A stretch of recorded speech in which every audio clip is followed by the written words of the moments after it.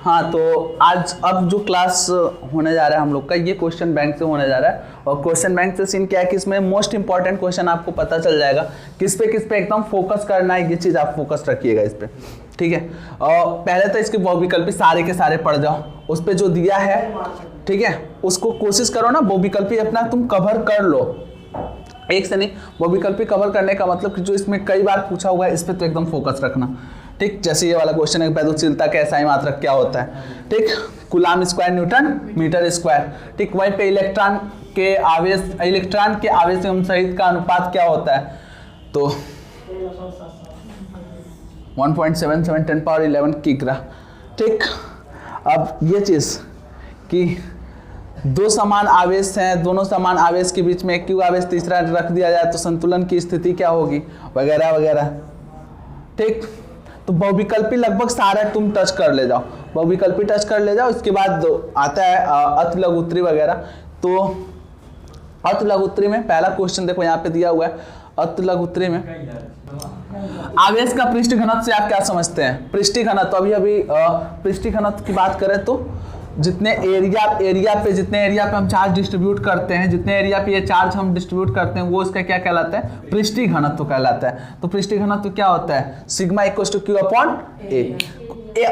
Next है एक coulomb से आप, एक कूलाम में कितने इलेक्ट्रॉन होते हैं, या फिर कहता है कि एक कूलाम से आप क्या समझते हैं। दोनों को ध्यान रखिए, दोनों क्वेश्चन आते हैं। एक कूलाम में नंबर ऑफ इलेक्ट्रॉन बोला तो क्यू इक्वल्स टू एन की जगह पे, क्यू की जगह पे हम रख सकते हैं वैल्यू एक कूलाम, और इलेक्ट्रॉन की वैल्यू से डिवाइड कर सकते हैं। जो भी आएगा वो किसका आएगा, एक कूलाम का, ठीक है, एक कूलाम। ये क्वेश्चन कितने तरीके से पूछता है, ये क्वेश्चन पूछता है 0.1 कूलाम में कितना इलेक्ट्रॉन होगा।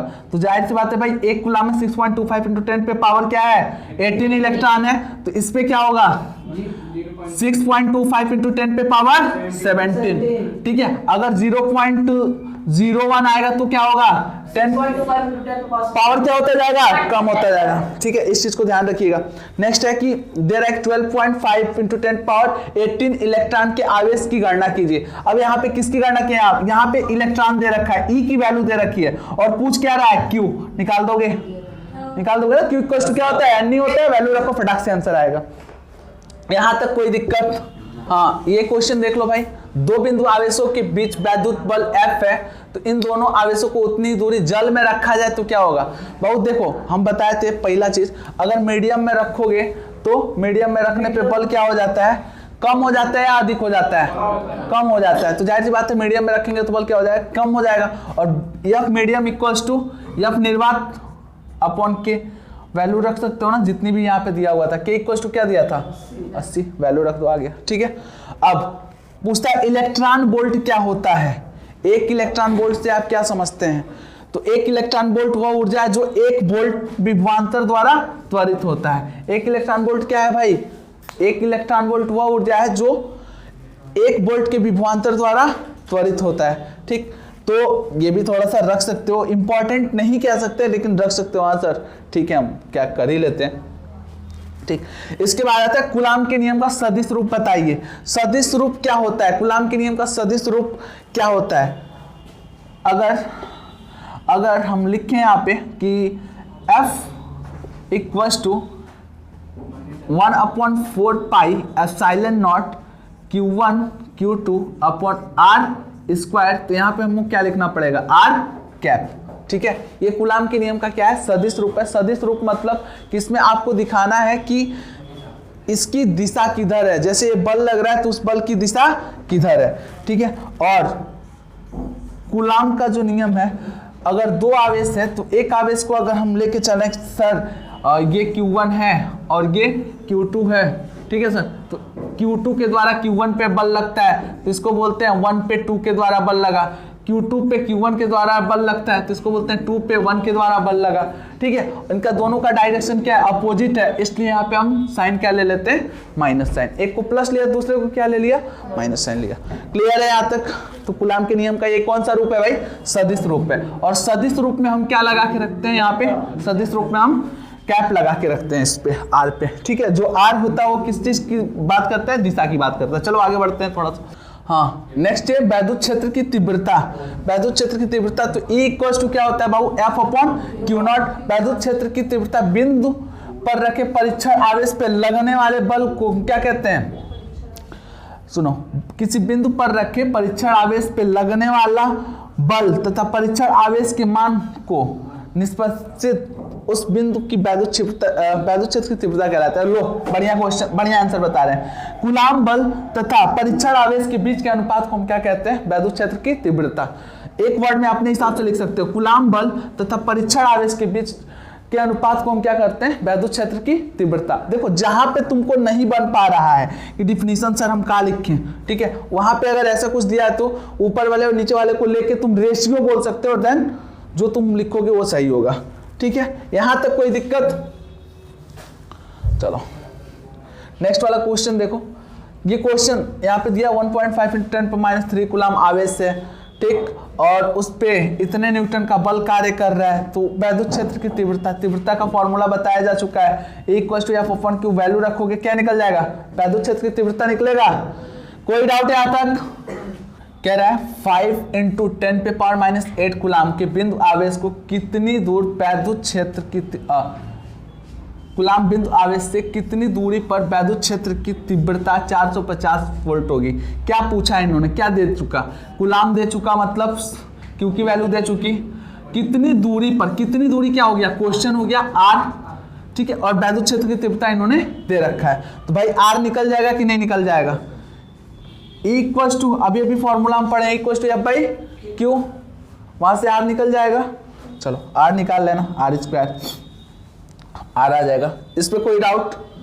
नेक्स्ट कह रहा है एक इलेक्ट्रॉन और एक प्रोटॉन एक समान वैद्युत क्षेत्र में रखे हैं, किसका त्वरण अधिक होगा? एक समान, किसका त्वरण अधिक होगा? तो बहु त्वरण किस बात पे डिपेंड करता है?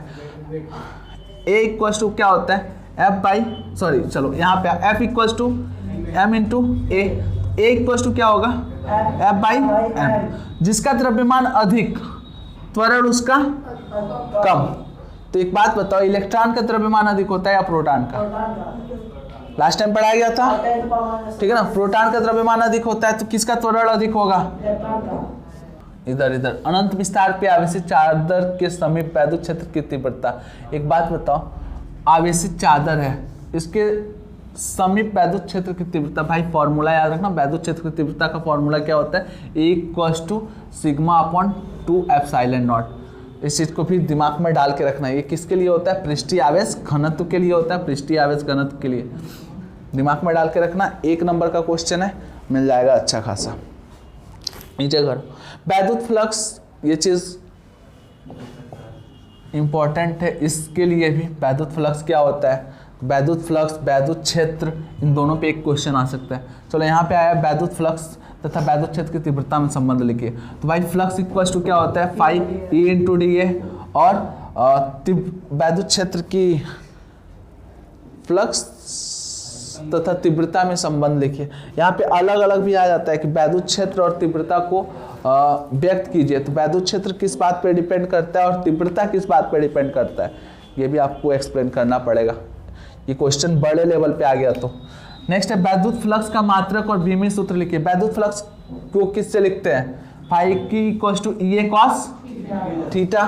तो फाई = यहाँ से निकल जाएगा वैद्युत फ्लक्स का मात्रक। वैद्युत फ्लक्स का मात्रक यहाँ से निकलेगा, देख लेना। E का मात्रक लिखना है, A का मात्रक लिखना है। E का मात्रक क्या होता है? न्यूटन पर कूलम। A का मात्रक क्या होता है? मीटर, ठीक। न्यूटन पर कूलम लिख सकते हो इसको। चलो, न्यूटन मीटर पर कूलम। आगे बढ़ो भाई, इस पे फोकस कर लेना। मात्रक निकालने के लिए, बीमा निकालने के लिए, ये 1 नंबर में आएगा, या तो बहुविकल्पी में आए या तो अतिलघुत्तरी में आए, ठीक। कि भाई ये फाई ई का मात्रक ये है, मात्रक निकाल लिए तो उसी मात्रक से बीमा निकालना आना चाहिए, ठीक है। बीमा निकालने के लिए एक बार बीमा को पढ़ लेना। ये देखो, एक समान वैद्युत क्षेत्र की तीव्रता। ये क्वेश्चन अगर कुछ आता है इस तरह का, यहाँ पे देख के रखा है कि वैद्युत क्षेत्र की तीव्रता इतनी है, 2I + 3J - 4K volt meter है, ठीक। और एक पृष्ठ है जिसपे 8J मीटर/स्क्वायर से गुजरने वाले वैद्युत फ्लक्स की गणना कीजिए, ठीक। ये किस फॉर्म में दिया है? वेक्टर के फॉर्म में दिया है, वेक्टर के फॉर्म में लिखेंगे, ठीक है, और दोनों के बीच में जो फॉर्मूला था यहाँ पे E D A cos theta या ई ए कॉस थीटा, दोनों के एक क्या है, बोल रहा है भाई कि वैद्युत फ्लक्स की गणना कीजिए। तो हमारे पास क्या है, ई पड़ा हुआ है, ए पड़ा हुआ है, और फॉर्मूला क्या, phi equals to vector E dot vector A, दोनों वेक्टर फॉर्म में है, तो दोनों के बीच में प्रोडक्ट क्या है, डॉट प्रोडक्ट है। करोगे कितने लोग, 11th का सीन है ये, आई कॉमा जे, ठीक है, आई कॉमा जे क्या होता है, जीरो होता है, sorry I dot J zero होता है, और जे डॉट जे 1 होता है, और के डॉट जे क्या होता है, जीरो होता है। थोड़ा एक बात बताना, आज 1 मिनट, तो 8 दूने क्या होगा, 1 मिनट ना भाई, सुनो, I dot J 0, I dot I 1, sorry यार, जे डॉट के 0 जो खुद के लिए होता है उसका 1 होता है। हाँ, अच्छा क्रॉस में उल्टा होता है, क्रॉस होता है